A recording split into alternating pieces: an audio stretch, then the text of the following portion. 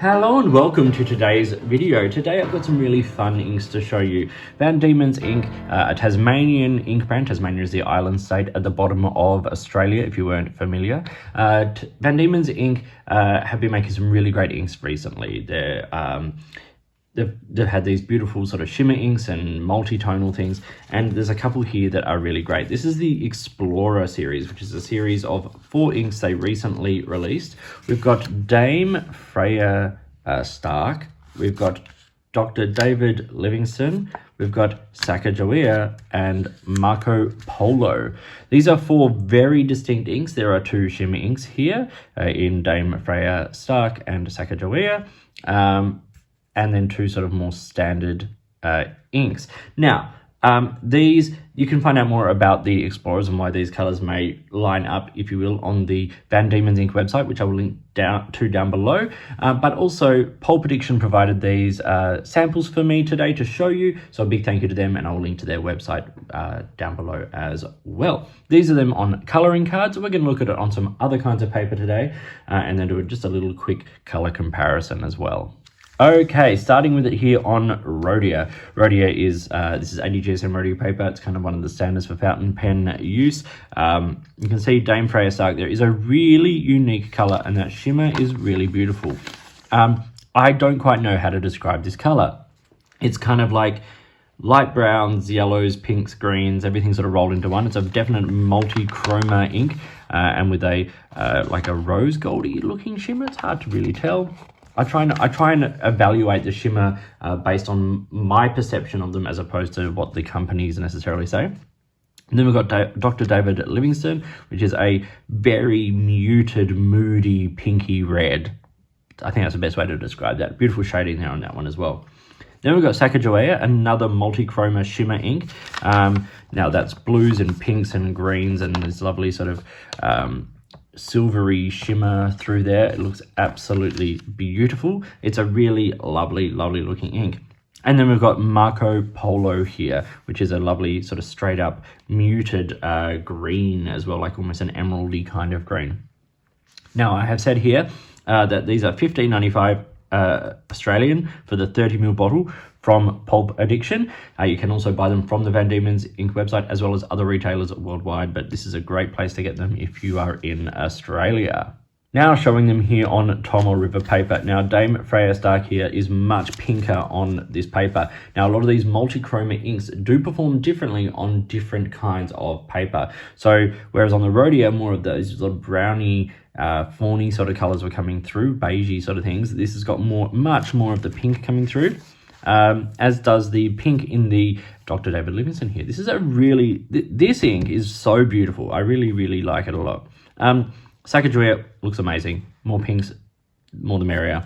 And then Marco Polo, look at that shading. Look at the shading in the writing as well. Like, it is really beautifully pronounced, but still very legible in all the lighter shading as well. Van Dieman's Ink have a wide range of inks, and their recent offerings are just going up and up in quality. I'm so impressed with what they are producing. Now, I will say with shimmer inks, I make these kind of statements every time I talk about a shimmer ink. There are a couple of things just to be aware of. Firstly, you might want to avoid putting them in pens that are hard to clean. If you've got things like sac fillers or vac fillers or power fillers, those kinds of things that are trickier to clean or harder to take apart to clean, maybe avoid shimmer inks because you are putting particulates in the pen. Like you are putting, little bits of glitter in a dye-based ink that allows that shimmer to be seen. It is the shimmer. And if the pen is harder to clean, you might not get rid of all of that. And that's just something to be aware of. Now, the other thing to be aware of is that you don't want to let these dry out in your pens because the particulates can sort of gummy up the pen just a little bit. So with shimmer inks, it's always best to, be careful about the pens you put them in. I generally only use them in cartridge converter pens when I do use them because they are easy to clean, but just keep that in mind. Now also, as you can see, when you rub some of these, you do get the particulates, coming off. So they are not like a solid, ink in that respect. So just be careful of that. Okay, let's do a little color comparison. And we have here Dame Freya Stark. Now, this is such a hard color. Like, as I said, there are pinks, that's Australian. Opal pink, there are greens. So I've got Chikurin here from Pilot of Roshizuku, and there are browns and things. And I've got another Van Diemen's ink. This is Herod's Temple from the beautiful Lost Vistas series of inks. So all of these things kind of combining in this ink, as well as the shimmer. It's really, really unique. Then we've got Dr. David Livingstone, and now this was a harder one for me to place. There are reds, there are pinks, there are all that kind of stuff. There are orangey sort of colors, but just to put it into some context, this is Wonders of the World Petra from Dieman and Cult Pens. There's a little bit of similarity in some of the middle shading here, but it's a little bit more pink from the Van Diemen's ink. It's a really unique and quite beautiful color.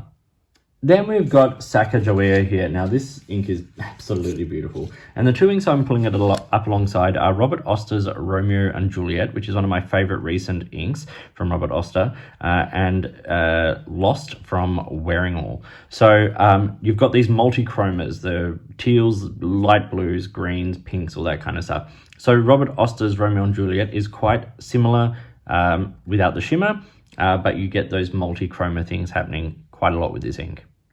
And then lastly, we've got Marco Polo here. Now, the darker teal emerald green, that's a pretty sort of standard green in a lot of ways. But the lighter shading is what makes this ink interesting, and it ties in very similarly with opal green from Robert Oster. So those lighter shading is what you're going to get a lot of. It's more muted. It's slightly sort of a tealy grey green in that emerald, but a really beautiful ink nonetheless. I hope you find these inks interesting. I certainly do, and I really like what Van Diemen's ink is doing recently. So if you're not familiar with the brand, check them out. There are a number of retailers that stock them now, but if you jump over to Pulp Addiction or the Van Diemen's website, which I'll link to both down below, you can see a whole lot about their ink and purchase them from there.